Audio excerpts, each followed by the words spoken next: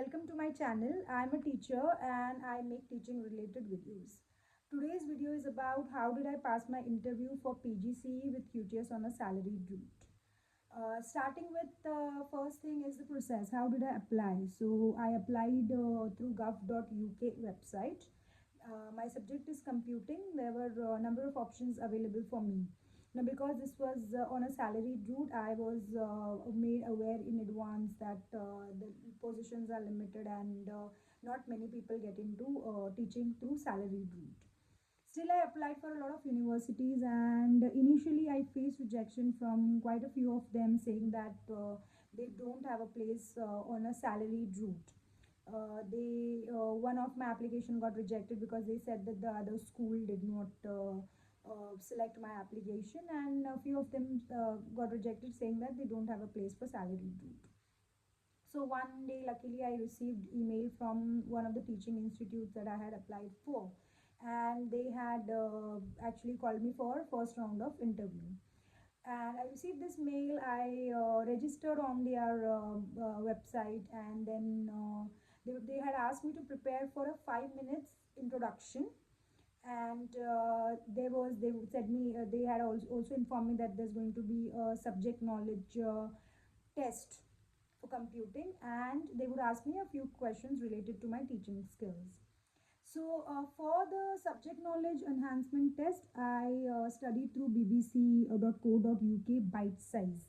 This is where I got the syllabus through, and it is a lovely website. You see the content through, and then they also give you a test through which you can test your knowledge. For a 5 minute induction, they had given me a topic which I was supposed to prepare, just a 5 minute introduction of the topic. 5 minutes were very less, and just the introduction of the topic I was supposed to prepare. And there were like 3 to 4 dates available, and I had opted for one of the dates. On the day of the exam, first I was supposed to join in. There like around 15 to 20 teachers who were being interviewed on that day. I had to join there, and then they shared a link where everybody was shared a different link depending on what subject they had applied for. So for me, I opened the computing link. It was a 10 marks paper which I had to solve, and we were given like around half an hour, or I think around 1 hour to solve it. And in that paper itself, the last question that they had given, they had said that that is the question where they will also be checking the English speaking skills. So this was a writing paper, return test. We were supposed to write down the answers, and then we were supposed to take snaps of our answers, and then we were supposed to send it to them on a mail ID that they had given. So this was a 10 marks subject knowledge enhancement test. And after that, we were put into rooms, separate rooms as in Google Meet room.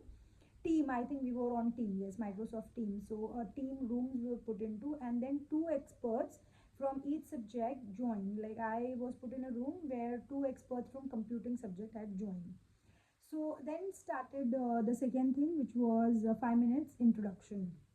So I started with the introduction in 5 minutes, went like 30 seconds, and then I wasn't given any extra time, and I was asked to stop. That went well, and they seemed happy with the way I had prepared. So you make sure when you are giving a 5 minute introduction, do not read directly from some source. You have to make it a bit engaging. So I had used my whiteboard that is kept at home, and then I had given a series, and I had asked them a few questions. So you have to keep it engaging. You don't just read the definitions and stuff. And then they started with the questions related to my teaching skills. So they had asked a few questions. One of the questions that they asked first was, why did you decide to become a teacher? So they had asked, why did I decide to become a teacher? And then I gave a reply. What you have to do is, when you're preparing for questions like these, just go to some website or chat gpt, wherever you're going, just find out the questions, but don't really copy the answers that are given there. Answers have to be something that you feel, because if you're becoming a teacher, there has to be a reason, something that is your own reason. And when you give reasons like this, it is quite impressive. for them as well. So I said what I felt like and why did I become a teacher, and it was a childhood passion, and you can just use a good vocabulary, but answer should be yours. That's what I prefer doing. Then three qualities of a teacher was the other thing that they had asked me. I don't really remember all the questions, but these were the two questions that was something that I now remember. And at the end, then they had asked me safeguarding, as I told in my previous videos as well. Safeguarding is something that you have to, there's a module, you have to go through it.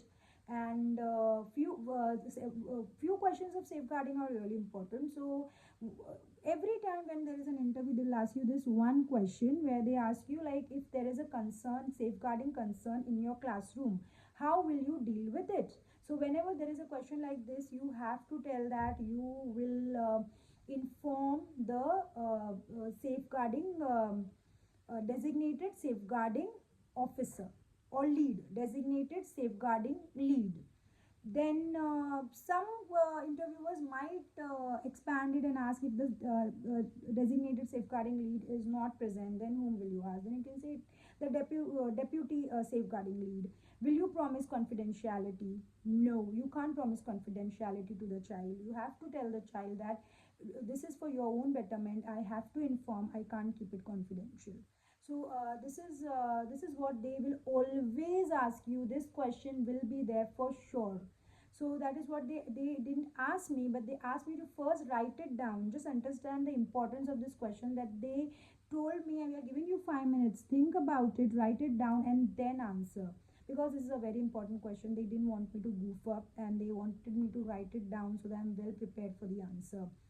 So after all of this, then I was yeah. So that's all. The first round of interview was over. The very next day, I received a call saying that I have been selected, and now their relevant team member will contact me, which did not happen for the next 1 month almost. So I kept waiting, and in the meanwhile, I had applied for ARC academies, and those people are also quite, they did respond to me. And then I received an email from the teaching institute after almost after a month, or I think 2 months, 1.5 months, I don't exactly remember, it was over a month. And then they told me that yes, you have been selected for the second round of interview. Now remember, the second round of interview was with the school. When the interview is with the school, you know the name of the school, go through their website and just read and read and read and read, especially their mission and vision is what you should know about. You should know about what is the philosophy of the school. You should know about who is the principal, who is the designated safeguarding lead of the school, who is the head teacher, who is the deputy head teacher. All this information should be known to you.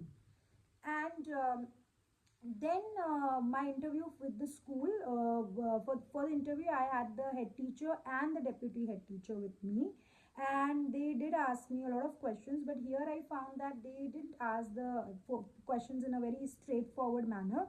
Rather, they twisted it in a way, like for example, the question that how would you manage discipline in the classroom? This is the question that is a very straightforward question, but they asked it in a way like, if there is a child who is not listening to you and is bothering you, creating trouble in the class, what would you do? So this is a question where you have to answer, like you will use various techniques, classroom management techniques, and if at all you need help, then you will finally contact the deputy head teacher. And also don't forget to mention about, every school has a policy, behavioral policy. So I will go through the behavioral policy of the school and act accordingly. And then if I have a need, then I will contact the head teacher or the deputy head teacher. That is what you have to say. Then they also had asked me, like, how would you address cultural difference, is a question that was twisted. And they asked me, like, if there is a child who doesn't want to sit next to a child for some reason, how would you tackle that? So this is where you have to talk about the British values. So you should know the British values and beforehand, and that is how you have to get into the British values. Now also remember to you have to somehow In your answers you have to merge what are the school's values and ethos. Like you don't directly, like when the principal asked me how would you if there is a child who is bothering, and it's sorry, if how would you address cultural difference, I did speak about the British values. Then I also spoke about pastoral engagement, because I had read on the website that the head teacher had said that he is involved in pastoral engagement. So then I spoke about, since you are involved in pastoral engagement is engaging into the community, talking to the parents. So I said that also is going to help, and pastoral engagement definitely will help you. So then they asked me if I have any questions. So make sure you have a question for them. It can be just one question. So I wanted to ask about CPD, which is continuous professional development, and I knew that the deputy head teacher was the head in charge of CPD. So I addressed the question directly to her. I said, "You are the head of the CPD. So how does it go about? How do you train your teachers?"